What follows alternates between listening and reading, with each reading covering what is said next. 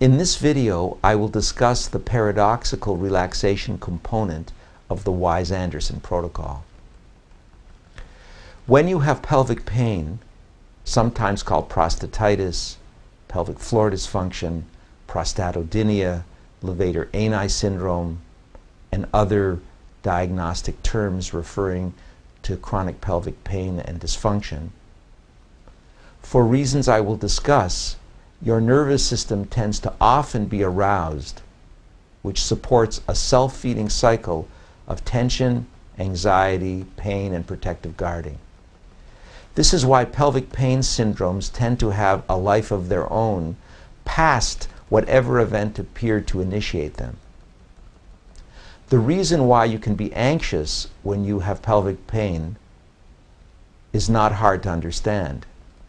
Pelvic pain and dysfunction is very intimate and very distressing all by itself. Furthermore, it would make most people anxious if their doctor did not have a solution for their condition, if they felt helpless to stop their pain and symptoms, and if they had pain that interfered with sexual activity, urination and defecation, sitting down, and other critical functions and activities in life. Because relaxation is central in treating pelvic pain in the way that we do it with the Wise-Anderson protocol, the question arises, how do you relax when you are anxious and when you are in pain? The relaxation method of the Wise-Anderson protocol, which has been popularly called the Stanford protocol for many years, is called paradoxical relaxation because a paradox refers to two things that appear to be contradictory that on another level exist and are both true. The basic insights of paradoxical relaxation are paradoxical. The insights are that accepting tension relaxes it, and accepting anxiety reduces it.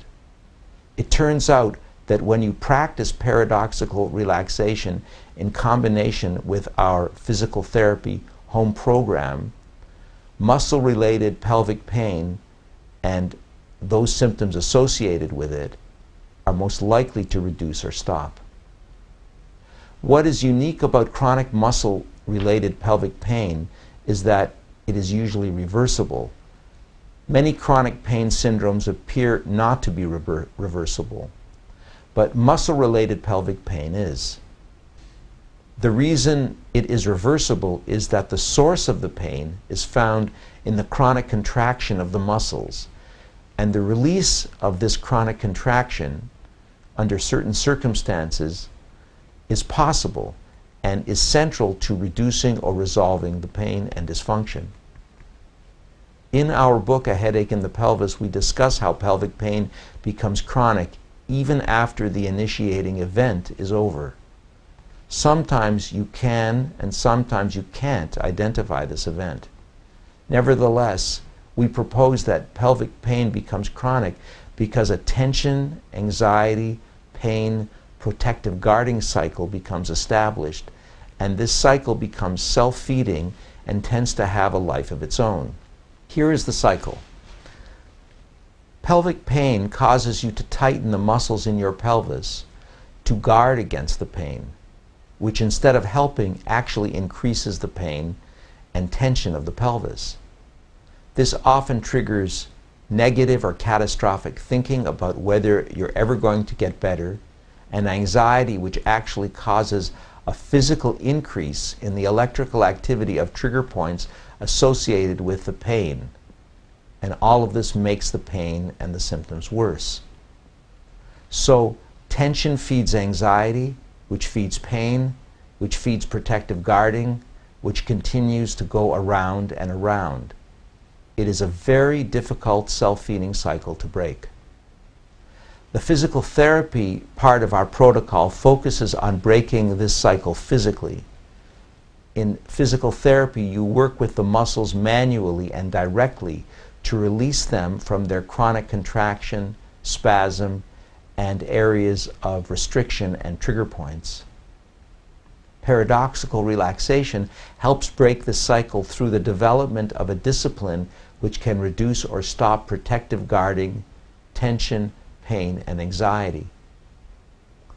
When you have muscle-related pelvic pain, certain muscles inside and outside your pelvis tend to stay chronically tightened and contracted in what you can think of as a kind of ongoing Charlie horse or spasm. When you try to relax your pelvis and lower your level of anxiety, there are major obstacles to deal with. The novice typically will be defeated in this attempt to relax.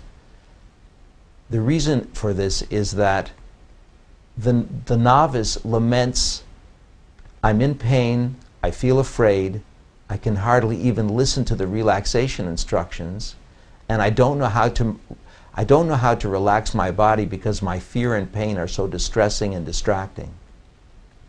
If you lie down and are in pain and say, "I want to relax this tension and pain in my pelvis," you will see firsthand that this is no easy matter. It may seem impossible to do so. There's an ancient myth about Alexander the Great and the Gordian knot. A prophecy existed that anyone who could untie an intricately tied knot would become the king of Asia. Many men tried unsuccessfully to untie this knot. The myth has it that Alexander approached the knot, withdrew his sword, and cut the knot in half. This story has been used for centuries to describe a solution that solved a problem that had perennially defied conventional solution. The practice of accepting tension, anxiety, and pain in the practice of paradoxical relaxation can be thought of as the sword that cuts the Gordian knot of tension, anxiety, pain in pelvic pain syndromes. Doing this requires instruction, practice, and support. When you practice paradoxical relaxation, you learn to trust a new response to anxiety and pain. Anxiety and pain that you normally want to get away from. You learn to control attention that typically is distracted and wandering. This is a new response to permitting what you normally run away from or fear. This has to be practiced over and over again to get good at it, but it is possible. In the lives of everyone, including those of us who have dealt with pelvic pain, stress is just a part of life. No one would suggest that you can eliminate stress in your life. No one would suggest that you can eliminate anxiety in your life. The point in treating pelvic pain syndromes in our protocol is to stop the habit of making your pelvis bear the brunt of your stress and anxiety. This is no small task. The habit of tightening up the pelvis under stress and anxiety is something I describe in another video on this website, and we have discussed it in our book in detail. This habit has usually been practiced innumerable times. There is no quick and dirty way to change this habit and become able to relax away tension, anxiety, and pain. I do not believe that relaxation that helps pelvic pain in any real way is accomplished through breathing techniques done when one is anxious or when one focuses specifically on the pelvic floor. In my view, this is like trying to dig the well when the house is on fire. It is no trivial matter to learn to profoundly relax a painful pelvis. In my own experience, it can only be learned through devoted daily practice. Learning to relax a painful pelvis when you are anxious is like getting a pilot's license. You have to put in the hours. Paradoxical relaxation is something I have both an intense personal and professional interest in. I have done paradoxical relaxation daily for many years and continue to do paradoxical relaxation for at least an hour a day. While paradoxical relaxation is of seminal importance in our treatment of pelvic pain, I believe it can be used with great effect in generally dealing with anxiety and anxiety-related disorders.